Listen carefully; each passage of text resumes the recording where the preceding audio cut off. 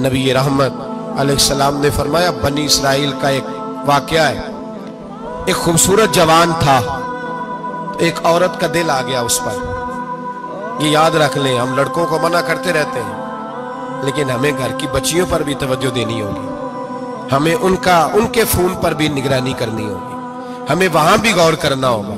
इसलिए कि अगर कोई बच्ची गुंजाइश ना दे तो मेरा ख्याल है कि लड़का जुर्रत करने की ताकत नहीं रखता, तो वहां भी उनकी अम्मा से कहे कि पाबंदी लगाए, बच्ची किसी का मोबाइल लेकर के कहीं उसको इस्तेमाल तो नहीं कर रही, इस पौधे पर भी तवज्जो दे, दरख्त बनने से पहले इसकी भी निगरानी करें, यह भी बड़ा जरूरी काम है।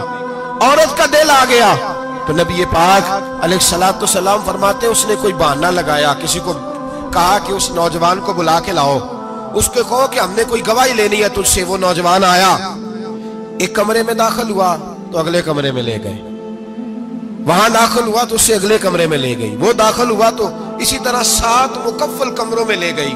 मेरे करीम रसूल मेरे महबूब पाक अलैहिस्सलाम फरमाते, सहाबा को समझा रहे हैं मीठे लबो लहजे में, फरमाते जब सबसे पिछले कमरे में ले गई तो एक लड़का बंधा हुआ था वहां रस्सियों से, शराब का प्याला पड़ा हुआ था।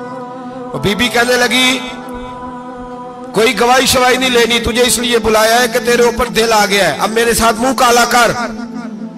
तो वो जवान कहने लगा, नहीं, मैंने अपने नफ्स को पाक रखा हुआ है, मेरी नजर भी पाक है, दिल भी पाक है, और उसकी बरकत यह है कि रब ने मेरी रूह को भी पाक रखा हुआ है, तो मैं ये हरकत नहीं कर सकता। पाक लोग पलीद कामों की जानिब तवज्जो नहीं करते, मैं ये हरकत नहीं कर सकता।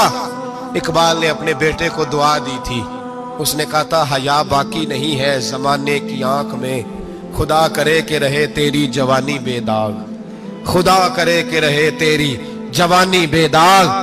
कहा मेरे साथ मुंह काला कर, उसने कहा मैं नहीं करता। कहने लगी, चल फिर इसको कत्ल कर, इसको मैंने बांधा हुआ। उसने कहा मैं कत्ल क्यों करूं, मेरी क्या दुश्मनी है।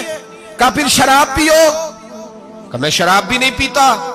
तो कहने लगी, अब तो मैंने तुझे अपने चुंगल में फांस लिया है, अब तू यहां से बच के जा नहीं सकता, और अगर तू बाहर जाएगा तो मैं शोर करूंगी, लोग जमा करूंगी, इसने मेरी इज्जत आबरू पे हाथ डाला है, तो तू बच तो नहीं सकता, एक काम तो करना पड़ेगा। महबूब फरमाते, उस नौजवान ने सोचा कि जिना भी बहुत बड़ा जुर्म है, कत्ल भी बहुत बड़ा गुनाह है, चलो अब मजबूरी है तो शराब पी लेता हूं। लेकिन वो समझा ना कि शराब तो बुनियाद है।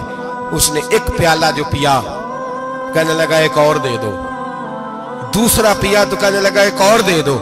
अब 3 प्याले 3 बोतलें शराब जो पी चुका तो खुमारी चढ़ गई। अब उस औरत के करीब जाने लगा कि मैं तेरे साथ जिना करूंगा।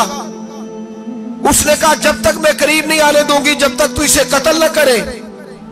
उसने उसे कत्ल भी किया, जिना भी किया। तो महबूब फरमाने लगे, ये कत्ल और जिना जो हुआ है तो ये शराब की वजह से हुआ है। गोया शराब वो जुर्म है जो कत्ल भी कराएगी, जो जिना भी कराएगी।